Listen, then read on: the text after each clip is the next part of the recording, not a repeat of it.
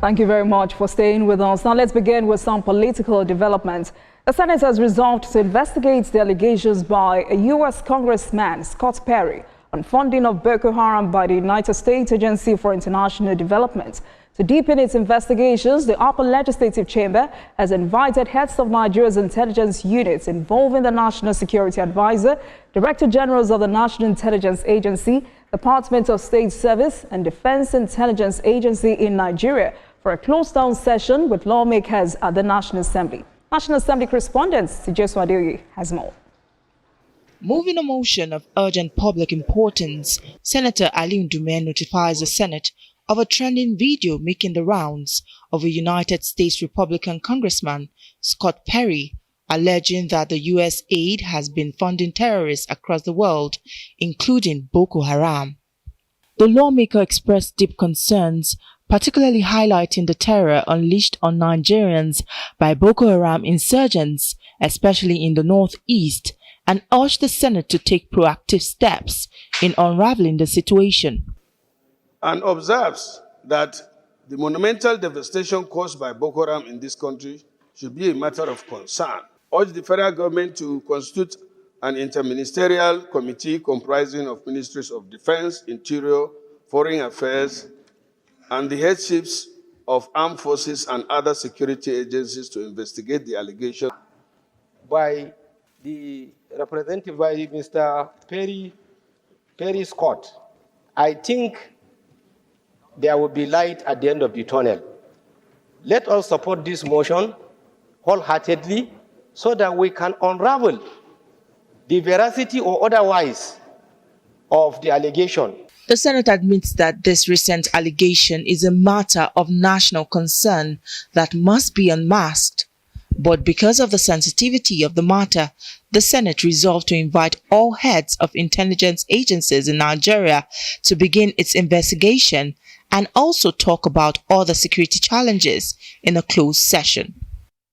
We must hear from our own security agencies. We must hear from our intelligence agencies and questionings and all that to brief us. And security is not something we discuss in the market. It's something that should be done in closed session. There's barely a plenary session where lawmakers don't observe a minute of silence to honor lives lost to terrorist attacks across the country. Recent allegations against the USAID have left the lawmakers stunned, and they are determined to get to the bottom of the matter. Tijesu Adeoye, TVC News, Abuja. Let's take a short break, and when we return, we get straight into our conversations for tonight. Please stay with us, everyone.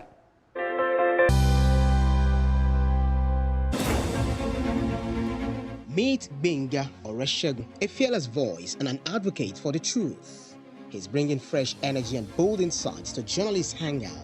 Get ready for deeper analysis and dynamic perspectives. Join me and Babajide Kolade Otitoju with other veteran journalists on Journalists Hangout. Weekdays from 5 p.m. and on Sundays 1:30 p.m.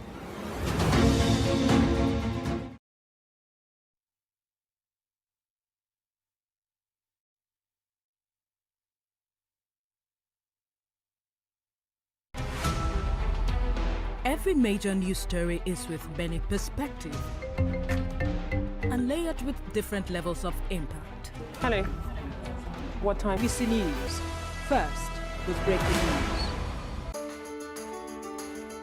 There is always more to a story than the screaming headline. The part of a story that is not told casts a shadow. It's like the part of an object that is not reached by light. On TVC News, I'm able to explore the many angles there are to a story, talking to stakeholders, asking the difficult questions, and digging for facts. I believe the viewers are able to make a better decision if they're well informed and understand not just a part, but the complete story. TVC News, first with breaking news.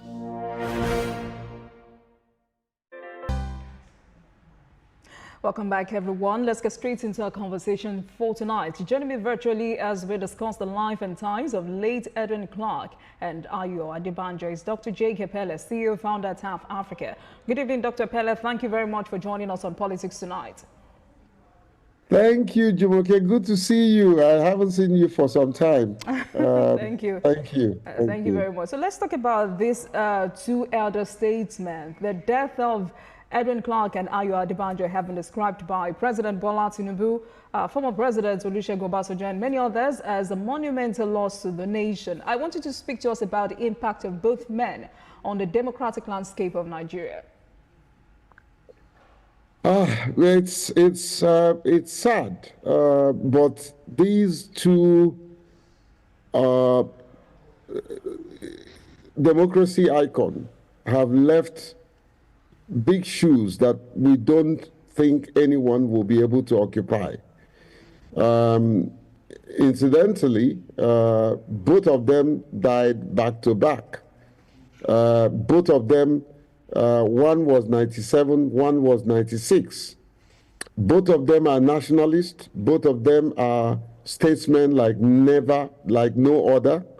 Both of them believed in their cause and stood for what they believed. Both of them spoke truth to power. Both of them stood against people that they believe didn't do what they are expected.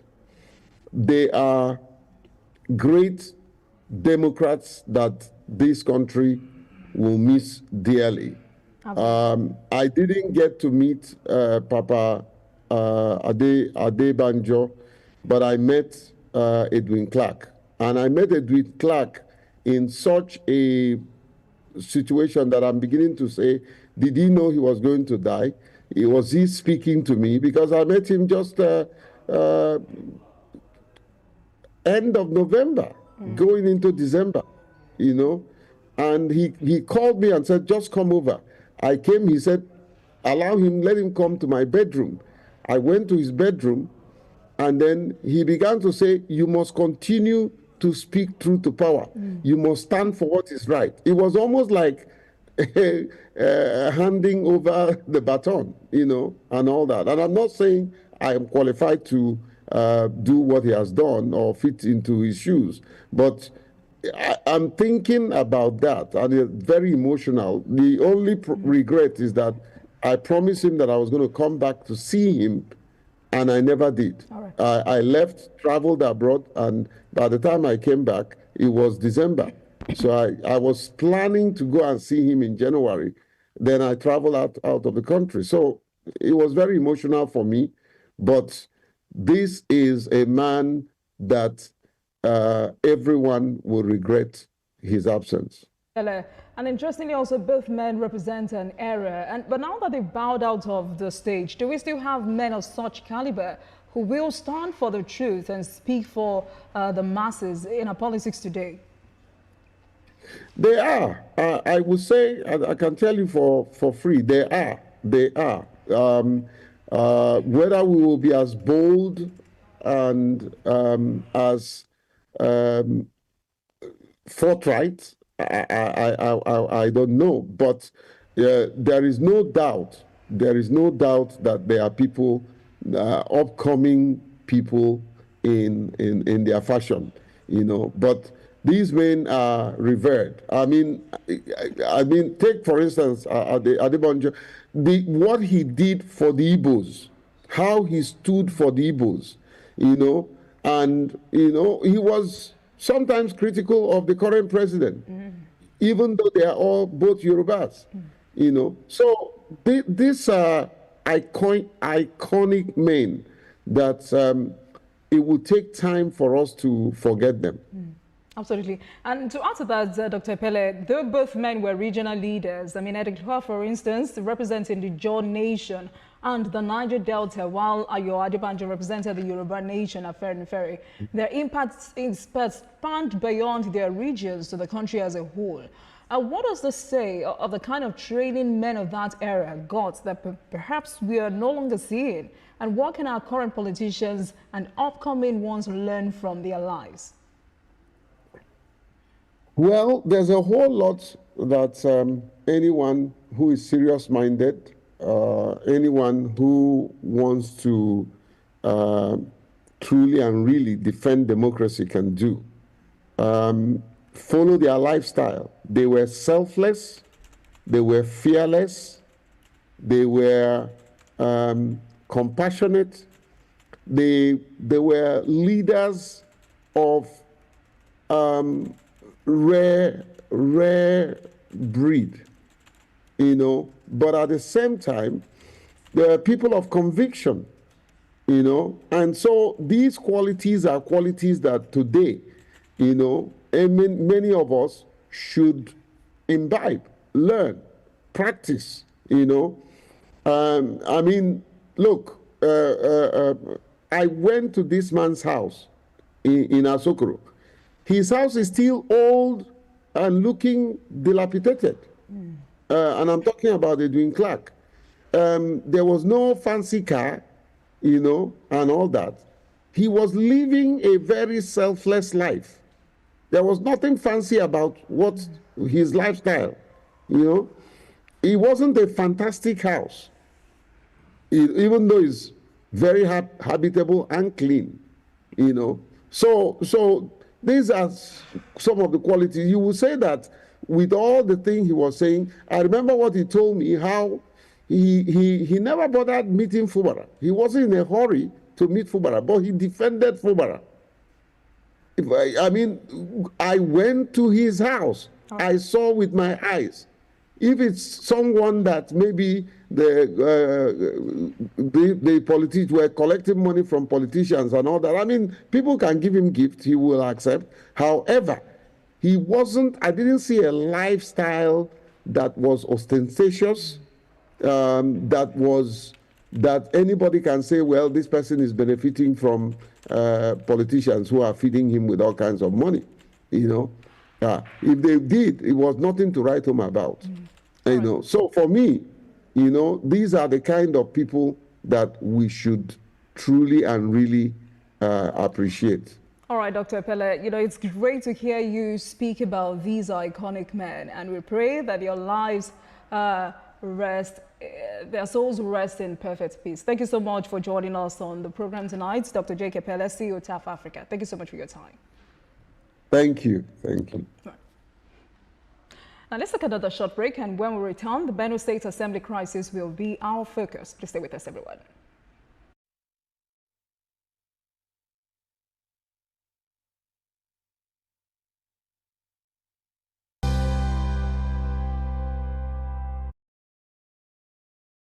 TVC News at 7 and the TVC News at 10 are not like any other news broadcast. It's the big news hour, the hour for the big breaking stories. Information is power, information is security, information is knowledge. On Labor Lens, we believe that working people around the world have real questions of their own. They want to know how the world of work operates, what it means to the employer of labor, how policies affect workers in the workplace. On Labor Lens, I ensure we engage effectively the organized labor, organized private sector, and government to get out of them information workers are in need of. I am Sharon Ijason, asking questions that make you get sense of the workplace.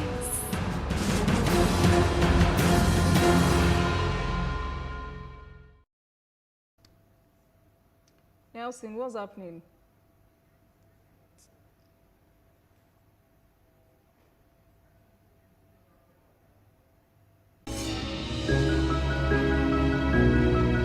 Sometimes it's the story that calls. At other times, the people just want to be heard. School, I need students, but I need teacher. Can't continue like this. Their voices re-echoing through time itself. We haven't done anything. If the tide is high, everybody run for safety. Their tears leave a sweet, sour taste for all their demands. A familiar call beckoning for change. In our world, no one expects a disaster to happen.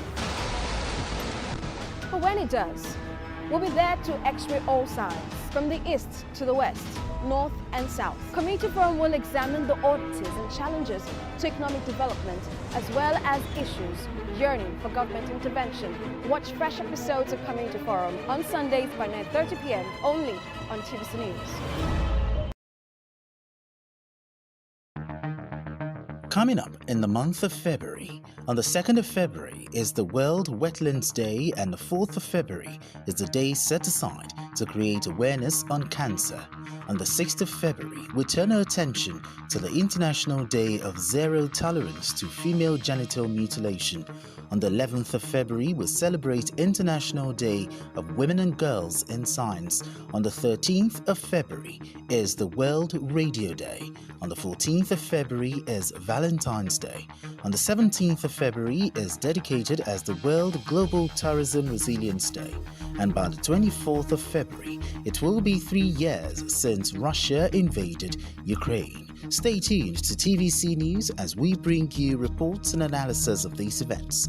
TVC News, first with breaking news.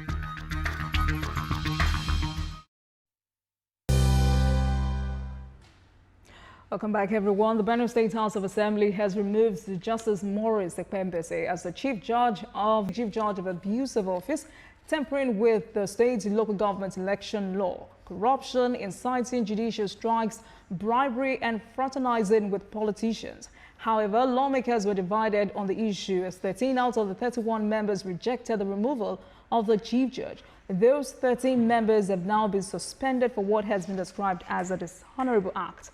In a swift reaction, the Nigerian Bar Association has condemned the Benue State House of Assembly for recommending the removal of the state's chief judge over alleged gross misconduct and abuse of office.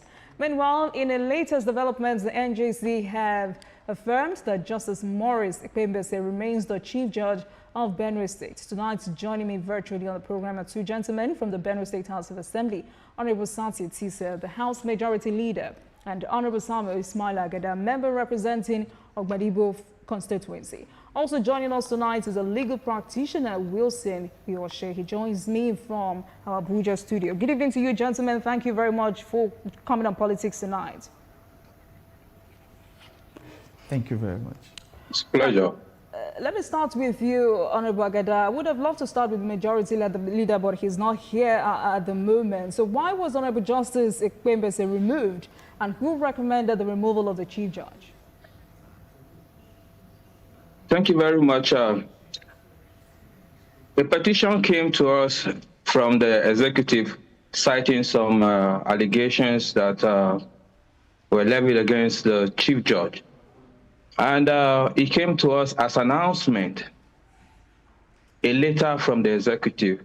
And we felt, okay, this letter came in today, and no members have a copy of this allegation for us to peruse and see.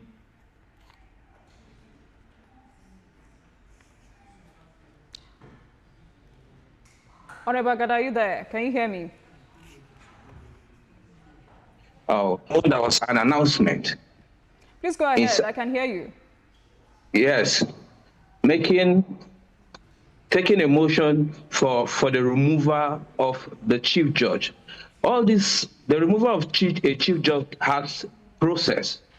And we all know that it's not within our power to begin this process of a removal of a Chief Judge. And some of us who raise an objection, we're not given any opportunity to make our case. We raise a point of order, we were not allowed to talk. The video is there. Everybody saw how we protested this purported removal of the Chief Judge, and they said we argued that there was a process, and even at that, the House need to be divided so that we can vote about this thing. Eventually, they hit to the agreement that we should divide the House so that there could be some sort of voting. The law stipulated, our standing rules stipulated that when the House is divided, those who voted for should be counted, and those who voted against should also be counted. In this case, those who voted for were just counted, and some members, even the speaker during the plenary, the emergency plenary that they had today, that they didn't even invite 13 of us. He confessed to the fact that some members raised 2 hands up. So they counted multiple hands and did not count the other hands that are against the motion that was moved.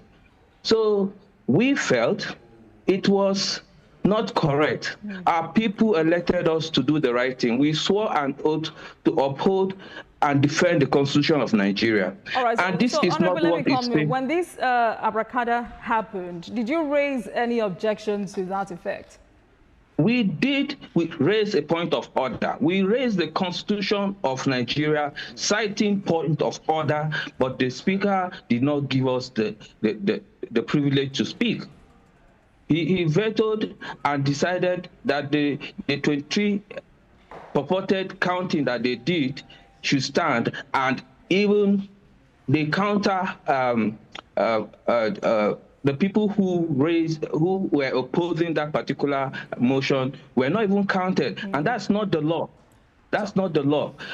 So you're alleging that counting or the voting was rigged. But also, why has the House suspended you and the other 12 lawmakers? We left, the House was adjourned that we are going to resume on the 25th of March. Only for us to wake up this morning, a lot of thugs and police took over the Benue State House of Assembly complex that there's going to be a sitting. We were not invited. We were not informed as usual, through the usual process of inviting us if there was an emergency sitting or not. We were not told anything, only for us to hear on air that we, the 13 of us, are suspended from the assembly. On what ground? For carrying out our constitutional duty and responsibility as a people representing our people to speak and also represent them. We express the view of our people. Something that is not correct, it is not correct. We must not sugarcoat anything. So our people called us and said, you were part of this illegality. And we came out openly and we said, no, this thing, if we keep quiet, it will seem as if we're part of this illegality. Let us hold a press conference. So holding the press conference to tell our people that, no, that counting was not what was actually supposed to be done. Our votes were not counted, our voice were not heard. Our constituency did not participate in that purported removal of the Chief Justice. So we had a press conference and we told the world that we're not part of it. That is the reason why we are being suspended from the House.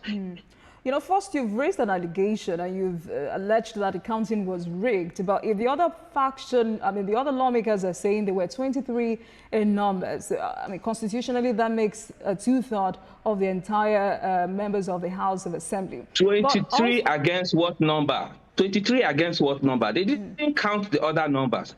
If you record it, your reporters are there live, and other media organizations were there. And that was why I asked if you raised an objection when that happened. We did. We raised an objection. We raised a point of order, but the Speaker did not give us any opportunity to air our opinions. All right. So let me stay with you before I go to Barrister Wilson. Did you reject any money that should have made you vote in favor of that removal? There are allegations that all the 32 members of the House were allegedly bribed to remove the Chief Judge, and that some of you rejected the money, and that's the reason you voted against the removal of the Chief Judge. Is that correct? For some of us, they know that they cannot try us with that kind of fishy deals. So they did not even bother to call us, because we will stand by the truth and will tell them that this thing they are doing is not correct. So I was not even invited to that meeting where they were offered money. But some members returned the money because they just called them into a place and gave them book to sign and showed them money. They felt it was money for the assembly or money for our foreign trip or something. So when they realized at last, they started returning the money, because people started calling them that you are part of an illegality or something is going on, and we heard from a reliable source that you are part of it. So they started returning the money because they felt, and they also know that that thing they are doing was a wrong thing. It was a bribe. So it means those who did not return the money were those who voted in favor of that removal. Is that it? Exactly. Okay. All right. You know, part of the allegations leveled against Mr. Honorable Justice Ekpembese was overturning the Benue State electoral law. According to what we have, he was accused of misappropriating the Judiciary 2024 budgetary allocation. He showed undue favoritism, engaging with politicians, and indirectly supporting the ongoing judicial workers' strike. These are the allegations, but what part of these allegations did you have an issue with? The House of Assembly have a committee for judiciary ethics and privilege, which have the power to oversee the Chief Justice and the entire judiciary in Benue State. That committee have their responsibility. Why do they have to wait for the executive to bring an allegation that they will not commit the allegation to the committee for them to verify before taking an action? For myself, I was a member of the committee before, and we knew how we vet the accounts of the judiciary, and we make sure we are thorough by performing our oversight function. We don't know where these figures came from, all the allegations that came. They came in the same day as the day they said we should remove the Chief Justice. You have not given us the privilege of even perusing or even having a private investigation into this matter. You just ask us to take a move on another arm of government that has its own independence. I get you, Honorable, but I'm hoping that the majority leader joins us soon so we can have his own side of the story. Barrister, let me come to you. Please help us. NJC has released a statement where the council admitted to have received a petition against Honorable Justice just this morning, but it is yet to be investigated. What does the Constitution say about issues such as this? We have a Constitution that is clear and unambiguous. Did the Assembly just put the cart before the horse? Yeah, thank you very much. So let me even back up a little bit. The doctrine of separation of powers provides a situation where the three arms of government are independent, but at the same time, they play complementary roles. Now, the whole idea of this is to avoid situations where one arm of government will attempt to act outside the powers that the Constitution allows it. Now, the Constitution is very emphatic. It has made provision for the establishment of the National Judicial Council. It also gives the NJC the powers to appoint and to remove and to, other way, to discipline discipline judicial officers. Now, what happened in the Benue State House of Assembly is a complete violation of the provisions of the Constitution of the Federal Republic of Nigeria. Now, what ought to have happened was the petition that was received after the purported removal is what ought to have gone in first. So there was supposed to be a petition to the NJC, and the NJC, in the exercise of its powers, would initiate an investigation into the allegations that were made against the CJ. Now, having purportedly removed the CJ, you now send a petition to the NJC. I can't wrap my head around it. So, yeah, so the NJC ought to have investigated, and then after investigation, and they find, remember, in the process of investigation, the CJ would have been invited. They would have given him fair hearing and let him state his own part of the story. At the end of the day, if the NJC finds that the CJ of Benue was guilty of those allegations, then the NJC can recommend the disciplinary actions. Yes. Now, there's another scenario, which is what they relied on, which is the scenario provided by Section 292 of the Constitution, where the State Assembly can remove the CJ. But there are conditions that must be, some of which I've stated already. There must be an investigation, and after that investigation can only be particularly an investigation bordering on misconduct, can only be investigated by the NJC. Now, this scenario, similar scenario, had played out before in Kwara State, and the parties went to court, from the High Court to the Court of Appeal and to the Supreme Court. In the case of Honorable Justice Elelu Habib. Now, in that case, it was even better because the House of Assembly even attempted to investigate. In this case of Benue State, the petition got to them, and in a short while, without even giving some of the members, as we have learned, an opportunity to even see what the allegations are about, or even inviting the CJ for him to give him an opportunity to explain, they hurriedly passed a resolution removing the Chief Judge. Now, in Honorable Justice Habib's case, it went all the way to the Supreme Court. Yes. Now, what did the Supreme Court say? You cannot remove, the House of Assembly of a state cannot remove the Chief Judge of that state without the involvement of the NJC. Now, as lawyers, the law in Nigeria, we believe a lot in precedents. So I am of the opinion that I hold very strongly that the House of Assembly of Benue State, they were poorly advised, if at all they sought any advice. If they did, they would not have taken the steps that they did. And it's unfortunate, as lawyers, our hearts bleed, because at the end of the day, if we set a bad precedent, it will ruin the society. Absolutely, Barrister. And to be clear, just so that I got you correctly, before you remove a judge, a petition must be written against the judge to the National Judicial Council, and they will determine to hear it. It is after they have heard it, they can decide to clear him or suspend him and recommend to the governor to remove him. And the Supreme Court ruled on this in, I think, 2009. And after that, this had happened in Osun, it had happened in Abia State. What does this say about the kind of democracy we practice here in Nigeria? Like I said, it's very disheartening. And if we, the Constitution is very clear on most issues.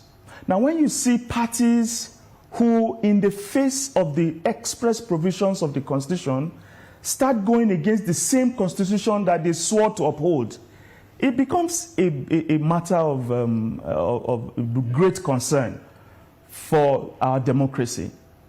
Now, Benue State House of Assembly, now nobody is saying you cannot remove the Chief Judge, but there are steps you must take. Yeah, procedures. And the law insists that those procedures, you must follow them to the letter. Because, again, that's why I started my conversation from explaining the principle of separation of powers. All right. Now, where a state assembly just decides to, hurriedly, purportedly remove a sitting chief judge or any judicial officer at all, it is a gross violation of the Constitution of the Federal Republic of Nigeria. All right, thank you, Barrister. Let me come back to you, Honorable Agada. As a matter of fact, the NJC says Honorable Justice Ikpembese remains the chief judge of Benue State. But there was also an allegation raised concerning the Benue State electoral amendment law, and part of the amendment law mandated only the organizing secretary of political parties to submit names of delegates and candidates for the local government elections to the commission. The law also revealed that the tenure of the elected leadership of the local government councils is now 3 years as opposed to 2 years. What is it about the amended electoral law that the chief judge had overturned? The chief judge of Benue State did not overturn anything that concerned the amendment of the local government law. If they feel he has done such thing, there is room for appeal, for them to appeal and present facts that a certain portion of the law was not adhered to. And the chief judge is there and is responsible for it. The appeal committee is not just one judge. It's not just the chief judge that will be responsible, that will be there to administer justice on that committee.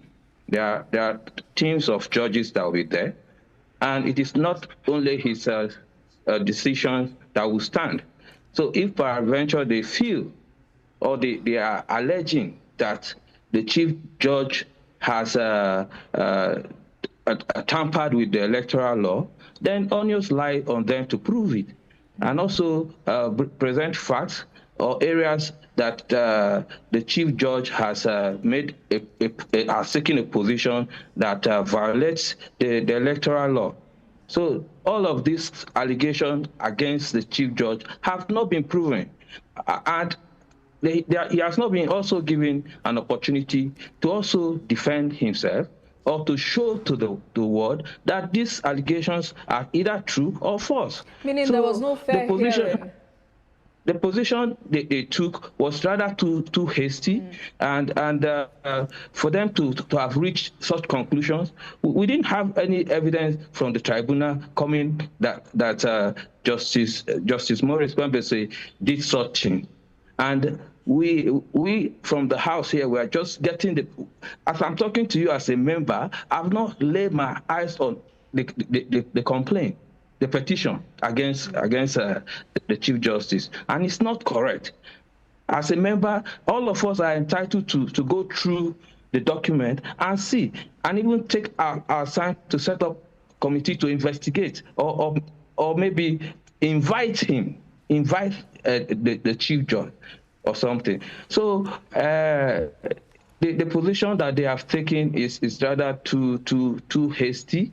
And that is why some of us exhume ourselves from such illegality and came out to tell the world that we were the defenders of democracy, defenders of constitutionalism, and we also stand by the oath that we took to defend the Constitution of the Federal Republic of Nigeria, that will not be part of that illegality. And that's how we came out and took our position. All right. You know, another allegation is that the Chief Judge is indirectly supporting the ongoing judicial workers' strike. Judicial activities in Benue State have remained paralyzed for about 2 months now after the alleged state government left them out of the implementation of the new minimum wage. Let's talk about that, because I'm wondering why a judge will be punished for listening to the plight of judicial workers. What is the governor doing to ensure or make sure these workers go back to work, apart from the implementation of the minimum wage? Jusun's secretary was speaking to some journalists recently where he criticized the government for failing to pay peculiar allowances. The judicial workers have the right to embark on strike, to express their grievances over non-implementation of this minimum wage. They do have the right. What the Chief Judge just did also allow them the freedom of expression to express their grievances, especially to the executive that is responsible for not implementing their minimum wage, and among other things that they have asked for. So it is totally unfair on the Chief Judge to say he is the one encouraging them to go on strike. Is this the first time that the union are going on strike? Were they not strike before he came to office? Where are the other Chief Justices responsible for inciting workers to go on strike? All those allegations are just frivolous and they are not quite realistic. All right, Barrister, let me come to you.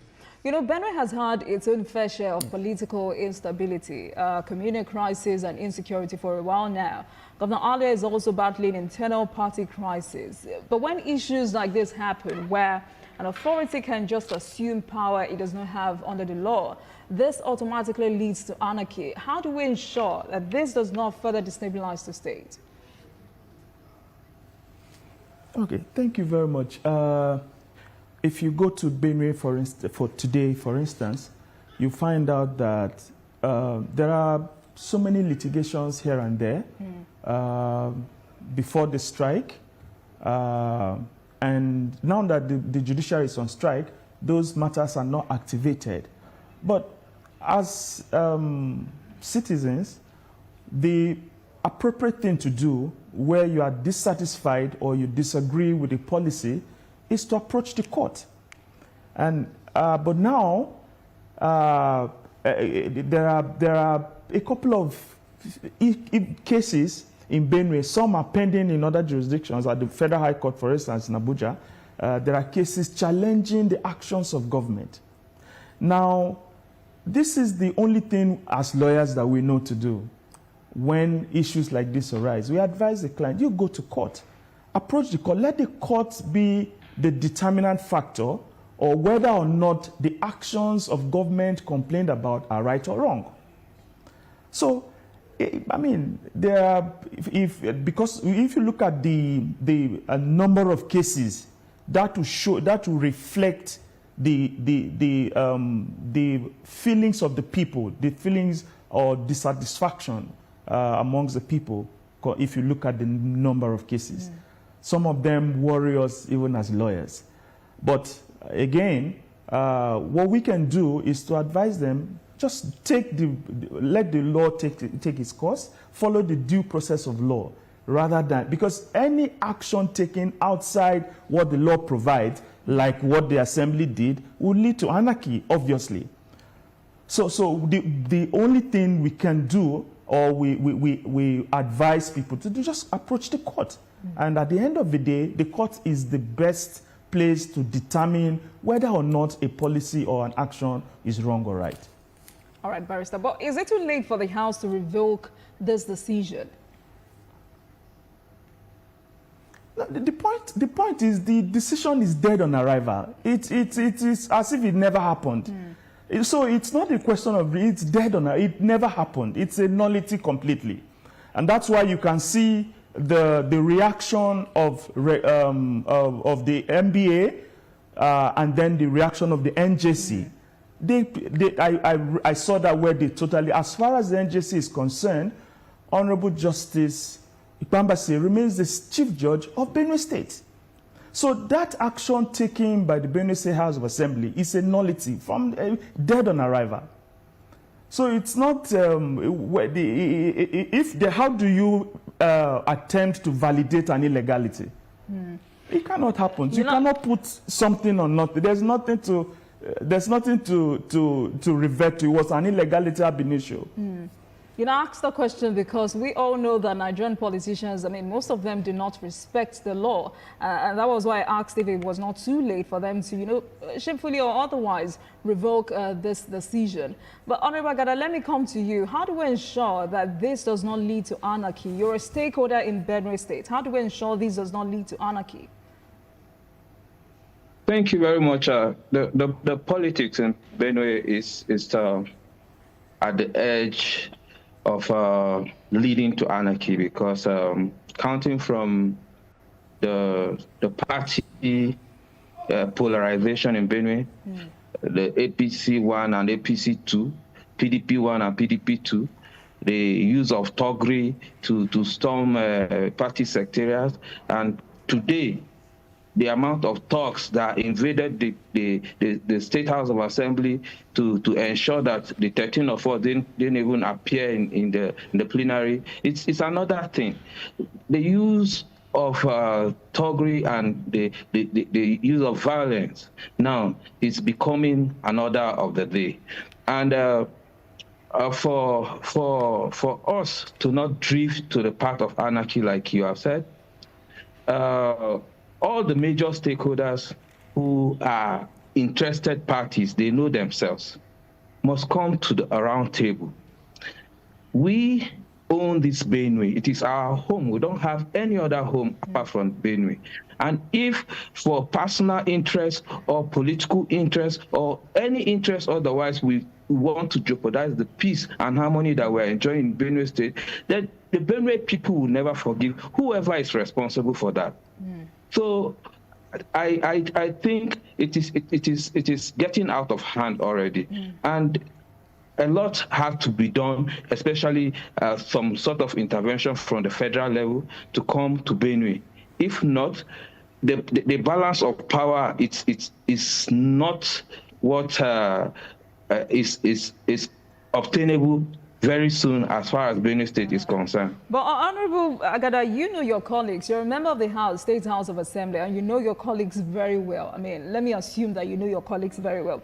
Do you see them respecting the decision of the NJC and perhaps follow due process? Come again? Well, I said, you know, I can assume, or I could only assume that you know your colleagues very well. So do you see them respecting the decision of the NJC and perhaps follow due process? They do not have any choice but to respect the law. It is the law. The law is a respecter of no man. You have performed an illegality and it has been declared null and void. Today, the Chief Judge was in his office today. He performed his duty today as the Chief Judge of Benue State in his office in Makurdi. And he was accompanied by security officers until later on the thugs came and covered the whole area, attempting to hold him hostage in the office. So it's a bad thing, but the law is a respecter of no man, and nobody is above the law. And we must ensure that those who are setting bad precedents in our society, especially in Benue, are taught to shy away from all of these practices. If not, they are setting bad precedents. They are teaching our people that illegality can stand by the way of use of force. Illegality can have its way when force is applied. So it is something we should discourage, especially. So you just outrightly said federal government intervention is sacrosanct at this point to avert the breakdown of law and order. Are you indirectly asking Mr. President to intervene? Yes, the intervention can come in several ways. The political solution, all we are talking about is politics, political interest and balance of interest. If the spillover from the party APC party crisis is what we're experiencing here in the assembly, the removal of the attempted removal of the Chief Justice is another show of force to show that some interested parties are in control of the entire organs of government. So if we don't do the harmonization, if we don't call for unity, if we don't call for peace, this will escalate, and this can only come from above, because there's enough tension at on the surface in Benue. So I mean, we can only hope that they respect the law, the rule of law, so this does not lead to anarchy. Let me round off with you, Barrister. Legislative, executive, judiciary relationship. How do we enhance this in the country? Sorry, come again? I didn't hear you. Legislative, executive relationship and judicial relationship. How do we enhance this in the country going forward? You see, in my opinion, this is very simple. The actions of the executive and those of the judiciary are guided by laid down procedures. All that needs to be done is for the heads of these arms of government to understand the doctrine of separation of powers and respect the laid down rules. Now it is possible. The question you may want to ask is that there are 36 states in Nigeria. Why is it that some states with the same structure are not experiencing what is happening in Benue? Something is wrong. It's possible that one person is acting outside the clear and unambiguous provisions of the guiding laws. Okay. And once that happens, anarchy is imminent. So how this can work is let the heads of the different arms of government learn to stay within the constitutional provisions of their duties, their roles and obligations. It is as simple as that. Once that happens, everybody will be fine. Yes, yes. All right, gentlemen, it's a good way to end this conversation tonight, but I'm hoping this is an ongoing development and we'll get the best of it in the coming days. Thank you so much for joining us, gentlemen. Barrister Wilson Yoshe, a legal practitioner based in Abuja, and also Honorable Ismaila Agada, member representing Ogbadibo constituency. Thank you so much for your time on Politics Tonight. Thank you. Thank you. Thank you. Right. Thank you. And thank you very much for watching, everyone. Just to let our viewers know, Honorable Setia Tise, who is the majority leader of the Benue State House of Assembly, was supposed to be here. We've tried to reach him via calls and text messages, but the Honorable hasn't responded. We wanted him to speak on what led to the suspension of 13 members of the Assembly, and we'll wait to hear from him. That marks the end of today's episode of Politics Tonight, but you can watch the repeat broadcast of this episode at midnight. Get in touch with us on our social media handles, Facebook, Instagram, and X at TVC News NG and at Olajumoke using the hashtag Politics Tonight. We're also on YouTube at...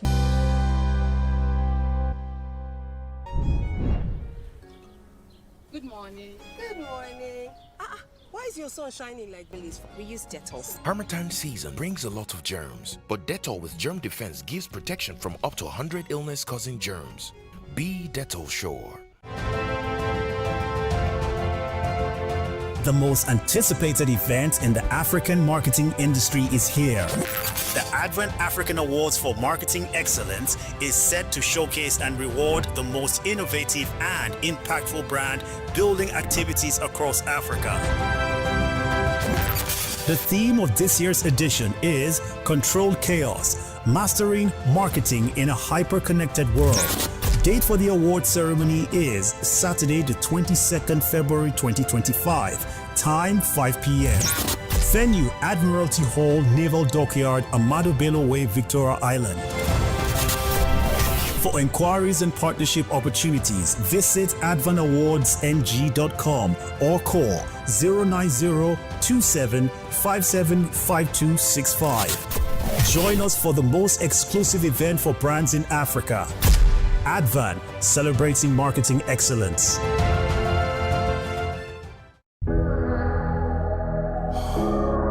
They asked me how I came this far.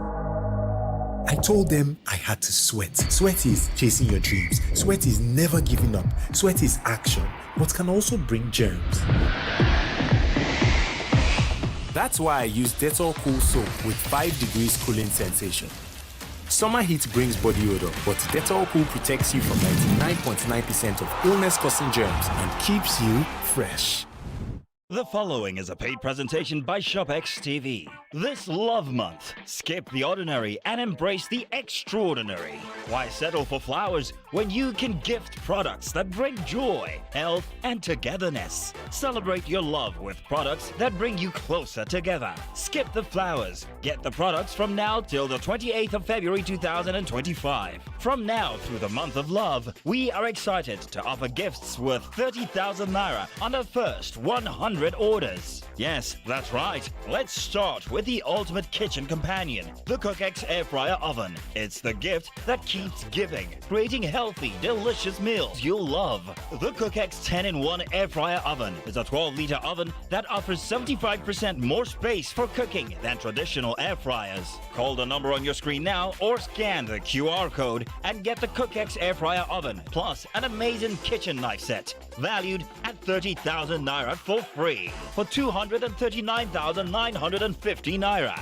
You can get the CookX Air Fryer Oven in 2 easy payments of 119,975 naira. Are you looking to bond and get fit? The ShopX Ultimate Crunch lets you sweat it out together. No gym is required. Build Muscle machine is designed to take your fitness to the next level. Call the number on your screen now or scan the QR code and get the ShopX Ultimate Crunch at the price of 399,950 naira. You also get the Genie Bra from ShopX TV, valued at 30,000 naira for free.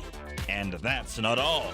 You can get the ShopX Ultimate Total Crunch in 2 easy payments of 199,975 naira. We have the CookX 4-in-1 blender, perfect for whipping up healthy, delicious smoothies for 2. It's love at first sip. It's a food processor, a grinder, a blender, and a juicer all in one. Call the number on your screen right now or scan the QR code and get an amazing kitchen knife set valued at 30,000 naira for free. You can get the CookX 4-in-1 blender for just 155,950 naira. And that's not all. You can get the CookX 4-in-1 blender in 2 easy payments of 77,975 naira. That's right, pay twice to get this amazing cooking solution. But hurry, limited stock available. So call the number on your screen now or scan the QR code or visit our website to place your order while stock lasts. Shop now and make this month of love unforgettable. The proceeding is a paid presentation by ShopX TV.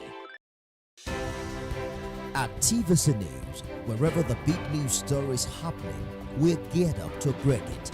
TVC News, first with breaking news.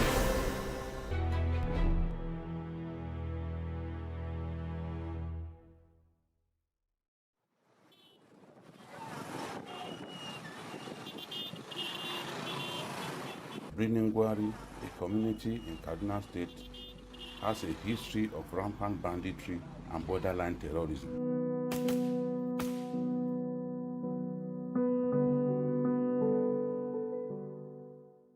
Today, it tells a story of resilience and prosperity.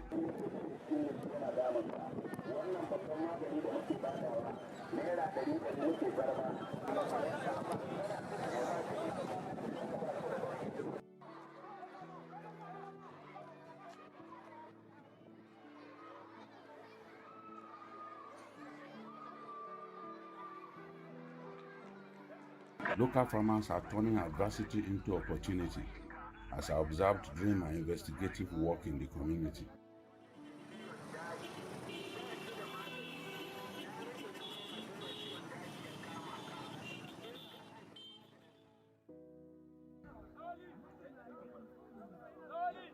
Good to see you. Yeah, welcome. Thank you, sir. Yeah, welcome. Thank you, sir. Yeah, hang on. I love you, I love. We have the soil fertility, Yes. which is better than anywhere in the state and even in the northern Nigeria. We are the #1 producers of maize and other agricultural products in the local government. Yes. So we are grateful. So we are inviting the investors and other businessmen to come and witness what we are saying, whether we are saying the truth or not, because we are now 100% secured. So who come on Dubu Goma? Okay. Meet Mohamed Tozo, one of Birnin billionaire farmers. His wealth isn't measured in oil, it's measured in grains.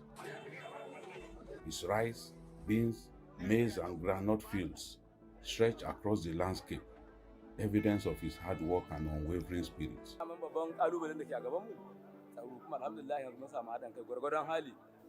The biggest problem is over because now we are all united. The conflicts between us and the Fulanis have been the cause of poor agri-production. Now we are confident that farming will keep progressing. Each bag. 10,000. 10,000. 15,000. Keke Sam. So, amada muna samu mun so mu samu kuma baya rashin tsaro amma yanzu komai ya inganta alhamdulillah muna sa ran Allah kuna sai da shi buhu guda yanzu ba sai shi 55 a yanzu haka 55,000 na masara na masara so dawa ita ma duk the same thing ita ma duk the same thing so in ka bayana samun ta 60,000 56,000 Dr. Kaduba, in yayi 15,000 bags. Yes. 15,000. Dubu goma sha biyar. Kai zai kai nawa ke? In ka kirga shi. Zai kama nawa?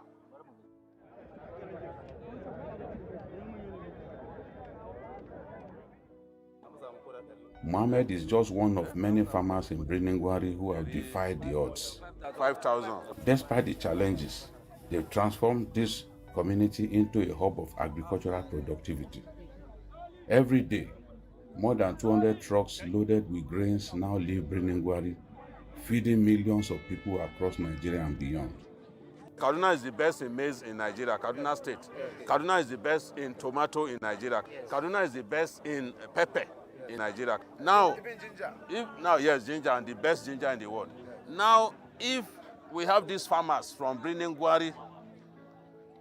a place where there is some level of insecurity, and they are doing this well, people in other places that are peaceful, they have no reason to not do well. Now, this is another big-time farmer. We are going to be talking to him about the yield that he recorded in this past year.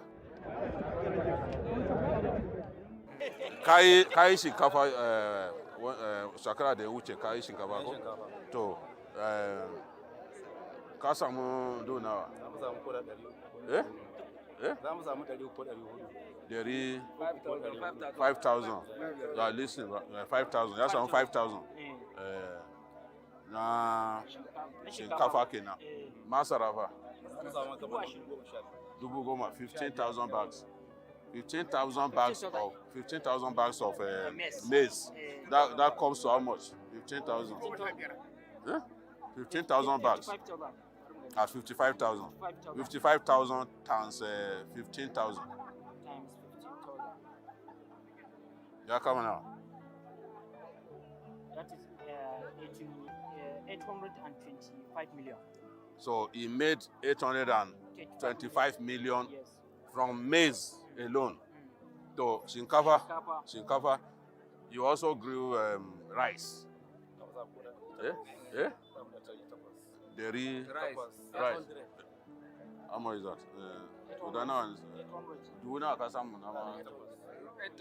8,000 bags. He reaped 8,000 bags. How many bags? 8,000 bags. Now shinkafa. 60,000 times 800. That is 480 million. 480 million. Yes. From 480 million from rice. Rice. Sannan kuma kai farin wake. Farin wake. Duna ka samu. Dubu daya. Ba kai wake da yawa ba. Kai wake da yawa. Nawa ne farin wake? Farin wake dubu. 95,000 naira. Times 1,000. So. That is 95 million. 95 million. Yes. So even when he reaped